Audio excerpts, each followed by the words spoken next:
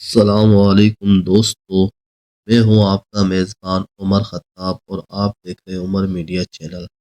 دوستو، نبی کریم صلی اللہ تعالی علیہ وآلہ وسلم نے قیامت کی جن نشانیوں سے ہمیں خبردار کیا تھا وہ آج ہماری آنکھوں کے سامنے پوری ہو رہی ہے۔ آج ہم بات کریں گے قیامت کے قریب عورتوں کا طرز زندگی کیسا ہوگا، وہ کون سی باتیں ہیں جن سے ہمارے پیارے نبی صلی اللہ تعالی علیہ وآلہ وسلم نے سختی سے منع فرمایا تھا۔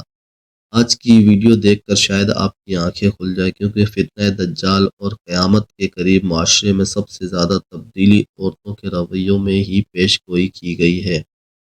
حدیث مبارکہ کا مفہوم ہے، قیامت کے قریب ایسی عورتیں ہوں گی جو لباس پہننے کے باوجود ننگی نظر آئیں گی، یعنی ان کا لباس اتنا باریک، اتنا تنگ ہوگا کہ جسم کے اعضاء نمایاں ہوں گے۔ آج کا فیشن اسی پیش گوئی کی تصدیق کر رہا ہے۔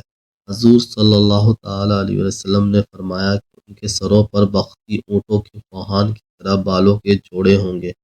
آج کل بالوں کو اونچا کر کے باندھنے کا جو رواج ہے وہ اسی نشانی کی طرف واضح اشارہ کرتا ہے۔ حیا کی کمی اور مردوں کی مشابہت۔ ایک وقت ایسا آئے گا جب عورت اور مرد کا فرق ختم ہونے لگے گا۔ عورتیں مردوں جیسا لباس پہنیں گی، مرد عورتوں جیسا۔ حیا جو عورت کا زیور ہے وہ اٹھ جائے گا، وہ بے پردہ ہونا آزادی سمجھا جائے گا۔